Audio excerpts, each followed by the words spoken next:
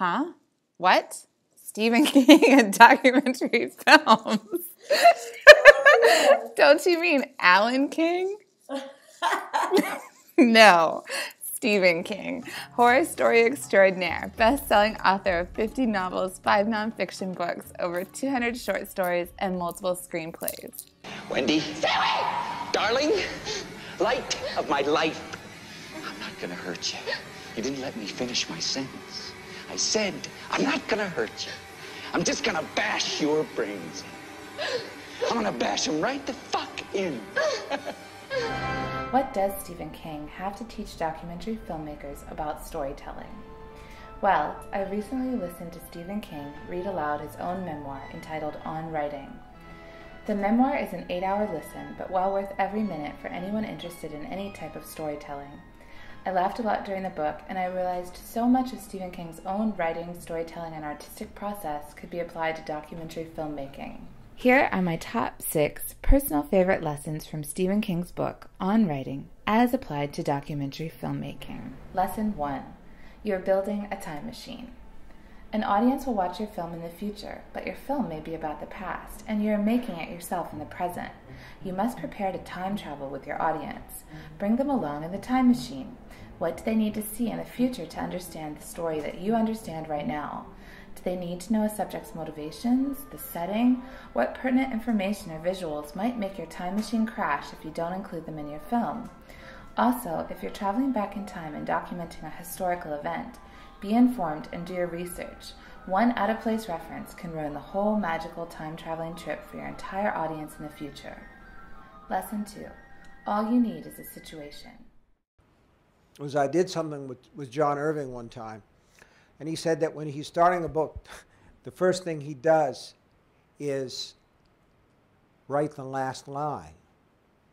And I thought to myself, Jesus Christ, that's like eating the frosting off your cake and then eating your cake. To me, I didn't see it. But he knows everything that's going to happen. And I know, really, fuck all what's going to happen. I'm telling you the truth.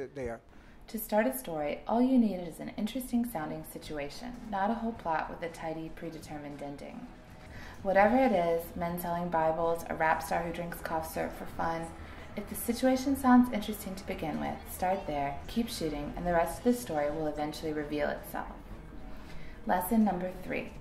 Bring in the bad shit as soon as possible. Every story needs conflict. Bring in the conflict, problem, dilemma, crisis as soon as humanly possible and keep it going, or the audience will get bored. Even the first scene of the film is not too early to introduce conflict. Lesson number 4. When you finish digging, dust off the dinosaur. The story you are building already exists. All you need to do is uncover it. Your rushes are your archaeological dig. When you watch them, look for the dinosaur bones buried beneath the dust of real life. As you edit your documentary films, brush those dinosaur bones off. Don't reshape them into a toaster or cat. Find out how they fit together naturally to reflect the truth of what the dinosaur was. Reassemble the bones, make your dinosaur stand up. Invite others to discover your dinosaur. Lesson number 5. Do not come lightly to the frame. Every single item in your frame should contribute to the story. Likewise, every scene and every frame in your final cut should propel your point forward and seek to resolve your conflict into a resolution. Cut excess frames and cut excess objects and people in your frames. This includes character backstory. Keep all backstory to the barest minimum. Approach each frame like a detective with suspicion and ask, why is this here? If you cannot provide a good answer, delete. Lesson number 6. Symbolism exists to adorn and enrich, not to create a sense of artificial profundity. Symbolism doesn't have to be difficult and relentlessly brainy, nor does it have to be consciously crafted as a kind of ornamental Turkish rug upon which the furniture of the story stands.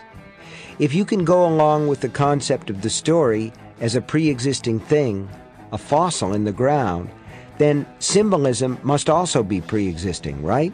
Just another bone or set of them in your new discovery. That's if it's there.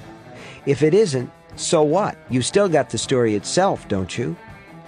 If it is there, and if you notice it, I think you should bring it out as well as you can, polishing it until it shines, and then cutting it the way a jeweler would cut a precious or semi-precious stone. So, next time you go to make a documentary film, think of Stephen King, take a magical journey, and find an incredible dinosaur. The end.